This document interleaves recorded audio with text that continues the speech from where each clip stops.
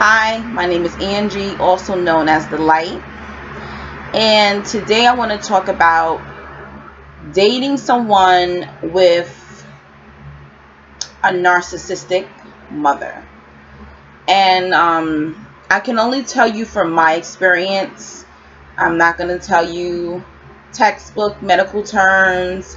I'm going to share a personal story, something that I went through.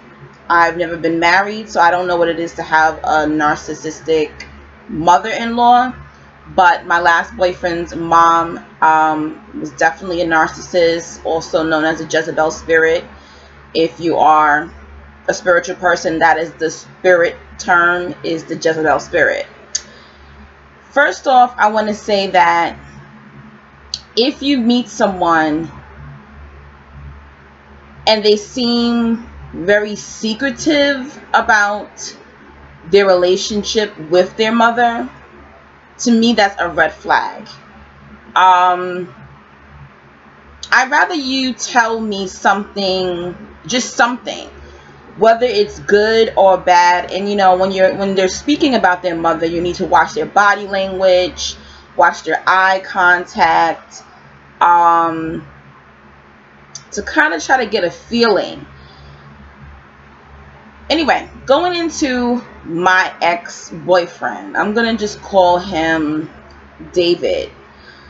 When I met David, it was back in 2009, and we were in medical assistant school, and that's how we met. I don't know, like, we just randomly kind of just started to talk one day, and I noticed he had this quality. It was like kind of masculine and feminine at the same time. I didn't like pick up like a gay vibe, they say. I didn't pick up a gay vibe, but there was just something kind of sensitive about him, but at the same time masculine. Like appearance wise, he was just like built. He looked like he was always in the gym, but not like too pumped up, but just had a nice body, had a nice build.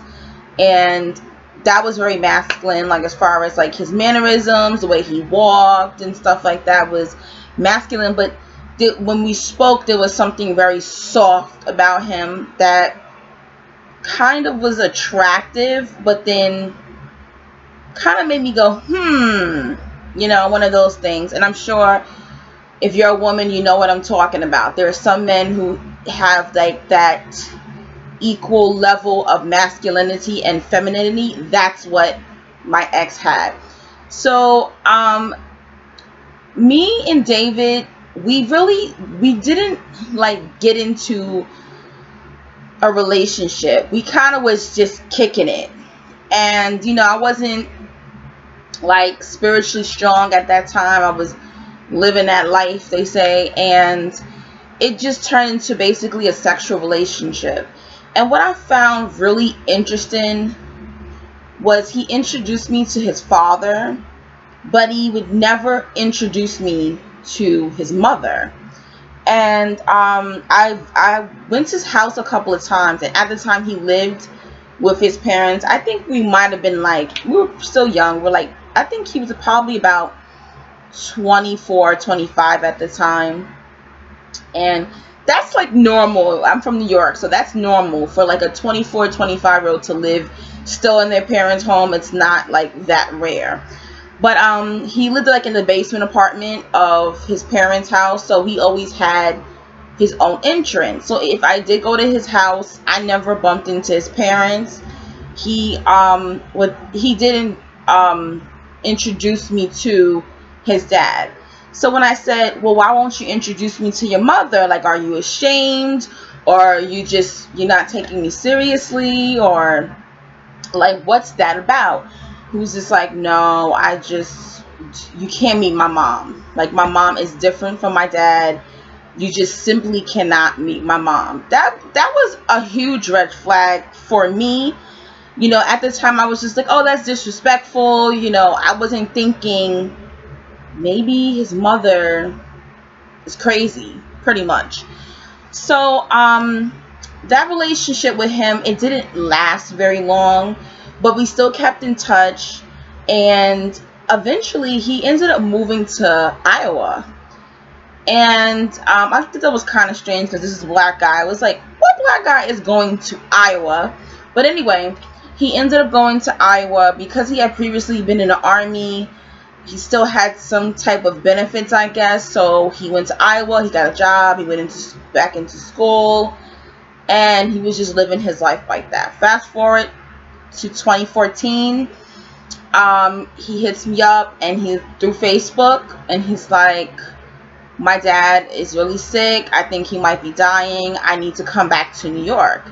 So I'm thinking, okay, wow, he's reaching out to me. I'm single at this time. I really wasn't thinking anything romantic was going to come out of this. I just felt, wow, after all these years, he still feels close enough to reach out to me. So I prayed with him, and was just like a listening ear. So he said that he was giving up everything. He was giving up his job. He was giving up his car, his apartment, and he was moving back to New York. And I'm thinking, why would you do that? I understand your dad is, dying, but why would you do that? I mean, you can come here, you can help your mother out, but then you have to live your life. You cannot just freeze, your life just to come to New York to help your mom, and stuff like that. Just, you should take off some time from work and that's it. But no, he said he had to. So I said, okay. I found that to be strange, but whatever. Anyway, we saw each other right after his dad. His dad ended up passing away. And I'm going to say maybe a week or two later after his dad died, we met up, and I guess we rekindled pretty much. So we rekindled, and right off the bat, because mentally and spiritually where I'm at now, I'm able to see certain things now than I couldn't back in 2009. The first indication that something was completely off about his mom was the multiple errands that she had this guy doing. Okay. After the dad died, I believe the house responsibility, they owned a home. He fell on him. So there were certain violations on the house. So they were going to have an inspector come out, and I guess due to the city they lived in, they had a certain amount of time. They had to have these violations done, or they get tickets, or their home could be taken away. It was just some craziness going on. I really didn't know the whole story behind it, but she had David working night and day. I mean, I think he redid a whole roof by himself in a day, from sunrise to sunset. And I was just like, why are you doing this? Why isn't she not hiring professional help? Why is she not asking friends and family to help you? You cannot do all this. Okay, so during him doing all of these things, fixing up the house inside and outside. I mean, inside and outside. I'm not sure if I said the correct thing. He gets a hernia. He gets a freaking hernia. So he goes into the hospital, and I'm just like, oh my God. She's worked him so much to this guy has got a hernia, so now he's down for a good 6 weeks. 6 weeks he can't really do much. And I get over to the house, and he really has surgery. He's really had surgery and everything like that. And I was working 2 jobs at the time, but I still on my days off would go visit him. I would go to his house. and it was a little bit of a distance, and I still would go on my days off. I'm a catering type of woman. When I'm dating somebody, I still would cook dinner. Even if I had to work, I would cook dinner the night before, pack it up, bring it to work, and then, travel with it after work to his house. And I mean, sometimes I would get to his house and he still, he stayed in the basement apartment. The mom was living upstairs in this house. And I would get there and I would say, oh, I made you dinner. Here, babe, here's your dinner. And the next thing you know, I would hear like a banging sound on the ceiling. She was upstairs banging her foot. David! David! And I'm like, what the hell is wrong with her?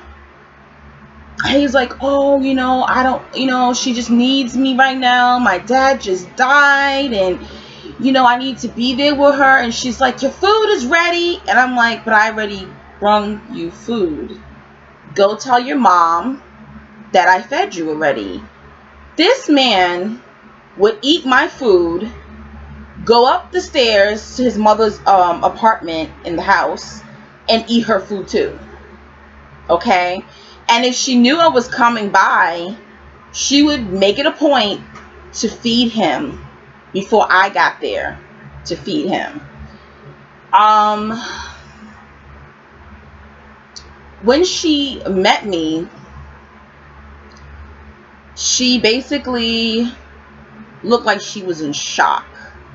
I don't know what she thought. I mean, anytime I would go see him, I would be dressed. Makeup, my hair's done, just, looking good, smelling good. I mean, who doesn't do that, for their mate? And when she met me, she was just like, she looked me up and down like she was in shock. When I met his, his cousins, his brother, they were like, wow, we never seen David with a girl like you. You're really attractive. You're educated. You have a good job. And how did he get you? Like, what do you do with him?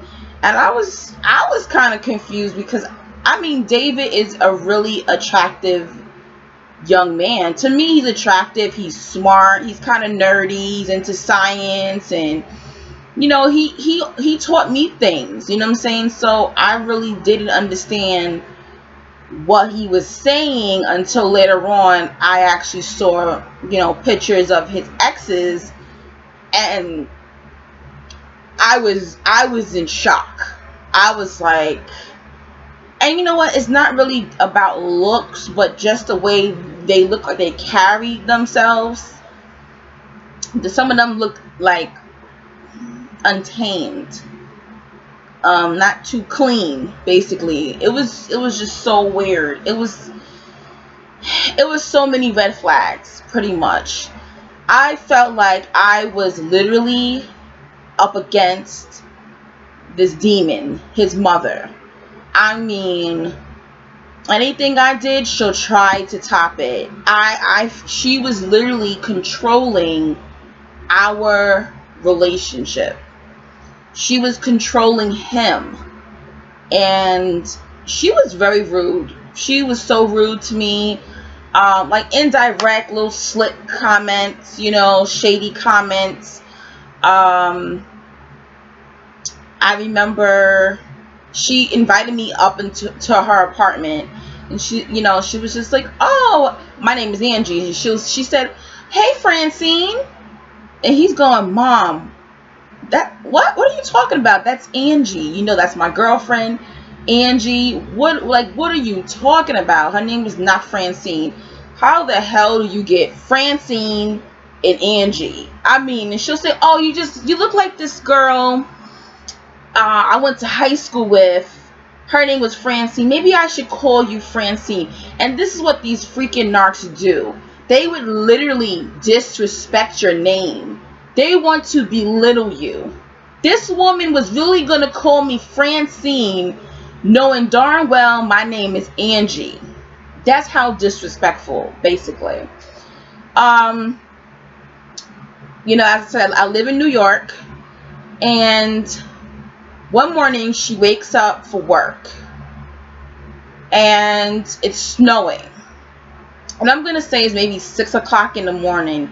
She literally woke David up and said, "You need to go brush the snow off my car. Because if your father was alive, he would be doing it for me." And I said, "Don't you freaking get up." I mean, it was, she just belittled this guy so bad. Another time, we went to go visit his dad's grave together. And this woman was nasty. I mean, a lot of these narc women, narc mothers, they're dirty. Their house, the way they keep their house, the way they keep their body, they're just unclean. It's just, to me, narcissists are either they're very clean or they're like disgusting. Like their house is a mess. This woman's house was, I mean, a pack rat, a hoarder type, organized, or so to say, organized mess. And she was a chain smoker as well. So we get in the car, and I tell you, this woman smoked about a pack before we even got to the funeral, the cemetery. And I was just like, how's this woman still alive? It was disgusting. It was just so disgusting. Her car was dirty. And that's another thing. Remember, my ex gave up his apartment, his car, everything. He sold everything to move back to New York. His mother's car wasn't even working. He fixed the car so she can drive it, and she wouldn't even let him drive the car, even after he was the one that fixed it. I mean, he was basically her bitch. That's her errand boy, her bitch boy, her personal slave. He did everything for her. He fixed things. He went to the store for her. Did all her dirty work, comforted her. I mean, the way she would talk to him, like I said, okay, so we went to the cemetery. The whole time she's chain smoking. And I remember before we were going to the cemetery, she goes in the house. She gets something, and then she comes back into the car, and instead of going back in the house to get what she wanted, she turns to my ex and says, "I need some water. Go get me some water right now." And he just gets out of the car, and while he's walking up the stairs to get into the house, she says, "And hurry up, we gotta go. You walking too slow." And this is how it took the jaws of life for me not to say, "Why are you speaking to him that way? Don't talk to my man like that. Are you crazy?" That's what I really wanted to say. I didn't even talk to him like that. She would belittle this guy. And this is what this spirit does. This is what these narcissists do. Every relationship my ex has had has been destroyed. He has 3 children already from other women. I refused. I was like, nope, I am not having any children by you. I want to get married first. I believe in marriage. He said he wanted to marry me. I said, there's no way. Until you break free from this woman, you'll never have a relationship. You'll never have a healthy marriage or relationship. That's why all your relationships had failed. And don't get me wrong, maybe that was hard for me, but I told him, your mother ruined you. You got to break free. This isn't healthy. And he basically just said, like, what am I supposed to do? I don't know what to do. He's like, do you know how it feels to love someone but not like them. And, you know, I felt for him, and he was in a lot of pain, and I knew that the relationship was not going to work. You know, these narcissists, they want their, if their son is going to be in a relationship, they need to have a woman who is also that narcissist spirit, or is submissive to where she can control her son, or, you know, her daughter, or whoever she's controlling, plus their mate. That wasn't me. I cannot be controlled. The only person that controls me is myself and God, and that is it. And it's sad. Well, anyway, long story short, we broke up. There was no way in hell this relationship was going to work. It was very, very sad. She had him on a leash. I don't really even know I haven't spoken to him since we broke up. I have no idea if he's still living in New York. Did he move back to Iowa? Like, what happened? But I really hope and pray that he did get away from this narcissist, and I hope he really gets healing and help, you know, professional help, spiritual help, because he'll never be able to be a man, be a leader, hold down a career, be a great father, because she's got him on a leash. And that's what these narcissist mothers do. When you see this in someone, whether when you meet somebody and their mom or their dad is running the show, I'm sorry to say, run. I don't care how good looking they are. I don't care how nice they are. It doesn't matter. Run, because you're never going to win. And he or she is always going to submit to that narcissist, or they're going to want to date someone or marry someone who has that same kind of spirit, who's going to basically treat them like shit. Could you imagine that? That's crazy. They don't know what real love and affection feels like.